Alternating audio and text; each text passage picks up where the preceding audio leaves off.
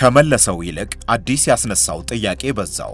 የአሜሪካና ኢራን የመግባቢያ ስምምነት ምን ውጤትን ይዞ ይመጣ ይሆን? አንድ ገጽ ከግማሽ ብቻ የሚረዝመው በሁለቱ ሀገራት የተፈረመው የመግባቢያ ሰነድ እውነት እንደታሰበው ቀጠናውን ወደ ዘላቂ ሰላም ያሸጋግረው ይሆን? ከ7000 በላይ ህዝብ እንዲያልቅ ምክንያት የሆነው የአሜሪካ እስራኤልና ኢራን ጦርነት በሰላም ስምምነት እንዲቋጭ ያደርጋል ተብሎ ተስፋ በተጣለበት የመግባቢያ ሰነድ ላይ በአሜሪካ በኩል ፕሬዝዳንት ትራምፕና ምክትላቸው ጄዲ ቫንስ፣ በኢራን በኩል የፓርላማ አፈጉባኤው ሞሐመድ ባግሄር ካሊባፍ በኤሌክትሮኒክስ መላ ፊርማቸውን አኑረዋል። ዝርዝሩ ግን በሁለቱም በኩል እስካሁን ይፋ አልሆነም። የመግባቢያ ስምምነቱን መፈረም ይፋ ያደረጉት ዋነኛው አሸማጋይ የፓኪስታኑ ጠቅላይ ሚኒስትር ሼህባዝ ሻሪፍ ስምምነቱ በቋሚነት ወታደራዊ ጥቃትን በሁሉም ግንባር የሚያስቀር መሆኑን ጠቅሰው ሊባኖስን ጨምሮ ሲሉ አከሉ። ሼህባዝ ሻሪፍ የሊባኖስን ስም ያለ ምክንያት አልጠቀሱም ይላሉ ትንታኔ አቅራቢዎች።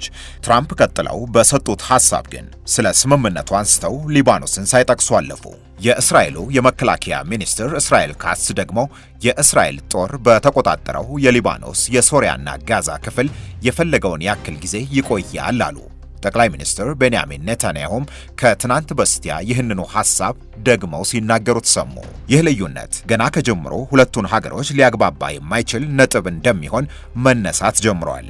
አሜሪካና ኢራን ከየካቲቱ ጦርነት መጀመር በፊት በኒውክሌር ጉዳይ ድርድር ላይ ቆይተዋል። ከዛም አውዳሚው ጦርነት ተከትሎ አሁን ከኒውክሌር መሳሪያን መታጠቅ በላይ የሆርሙዝ መከፈት ለአሜሪካ ትልቁ ጉዳይ ሆኗል።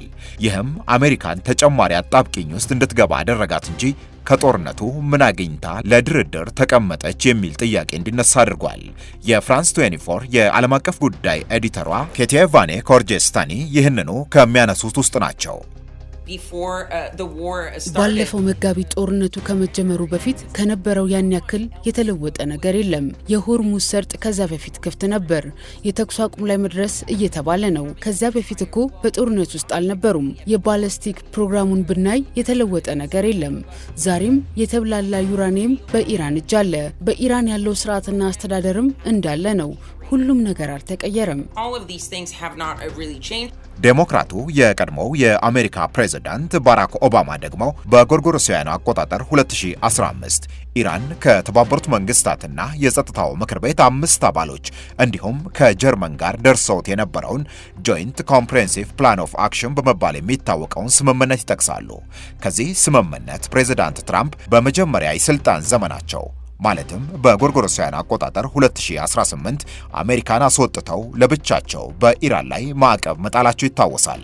ባራክ ኦባማ ያኔ ትራምፕ የማይረባ ያሉትን ይህንን ስምምነት ያነሱና አሁን እንደ አዲስ ለመፈራረም እየተጣደፉ ያሉት ስምምነት ከዛኛው በምን ይሻል ይሆን ሲሉ ይጠይቃሉ።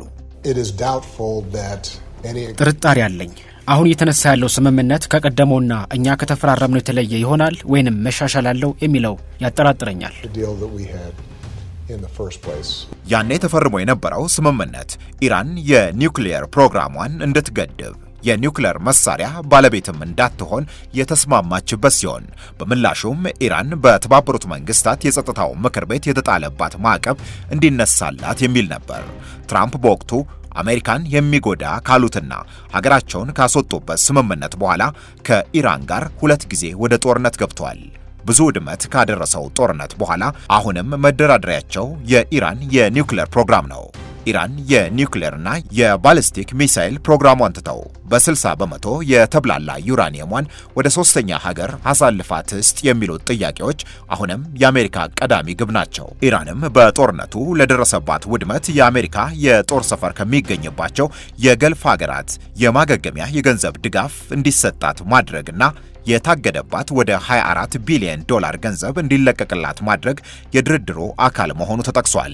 እንዲያውም በፊት ያልነበረ ኢራን የሆርሙዝ ሰርጥን በመዝጋት በዚያ የሚያልፉ መርከቦች ክፍያን እንዲከፍሉ አደርጋለሁ በማለቷ አዲስ አቅም ማግኘቷም ይጠቀሳል። እናም ትራምፕ ከዚህ ሁሉ ውድመት በኋላ ምን አሳኩ ሲሉ ትንታኔ አቅራቢዎች ይጠይቃሉ።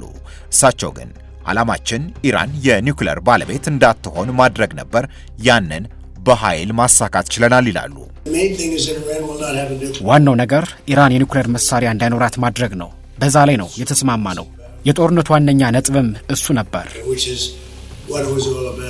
ምክትላቸው ጄዲ ቫንስ ደግሞ ባራክ ኦባማ ኢራንን ለስምምነት ሲለማመጡ ነበር ሲሉ ይጠቅሱና እኛ ግን የኒውክሊየር መሰረተ ልማቷን ድምጥማጡን አውጥተን ለድርድር በኃይል እንድትቀመጥ አድርገናታል ሲሉ ያስረዳሉ። የኢራንን የኒውክሊየር ፕሮግራም ሙሉ በሙሉ አውድመነዋል።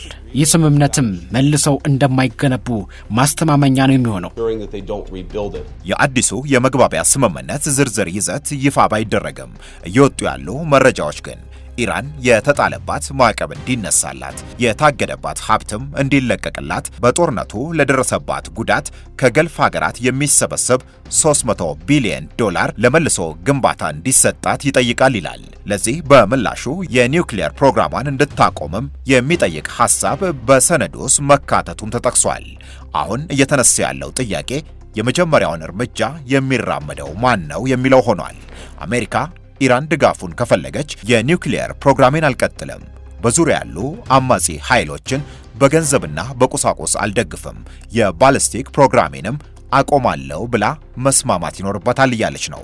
ኢራን ደግሞ በአሜሪካ ላይ ያለኝ መተማመን ተሸርሽሯል፣ ከምንም በፊት የተባለው ድጋፍ ቢያንስ ከፊሉ ሊሰጠኝ ይገባል የሚል ነጥብን ታቀርባለች። የተብላላ ዩራኒየሙንም ቢሆን ባለበት ሆኖ እንዲለዝብ አድርገዋለሁ እንጂ ወደ ሶስተኛ ሀገር አሳልፌ አልሰጥም የሚል አቋምን እስካሁን ይዛለች። ይህ አቋም እንዴት ሊቀራረብ ይችላል የሚለው አሁንም መልስ አላገኘም። በመጪው አርብ የአሜሪካው ምክትል ፕሬዝዳንት ጄዲ ቫንስና የኢራኑ ዋነኛው ተደራዳሪ ሞሐመድ ባጌር ካሊባፍ በጄኔቫ እንደታሰበው የሚገናኙ ከሆነ ከዛ በኋላ የሚወጡ ዝርዝር መረጃዎች ምናልባት መልሱን ሊሰጡ ይችላሉ። አልጀዚራ፣ ዘ ጋርዲያን፣ ኤንቢሲ ኒውስ፣ ሬውተርስና ሌሎች ድረገጾችን በመረጃ ምንጭነት ተጠቅመናል።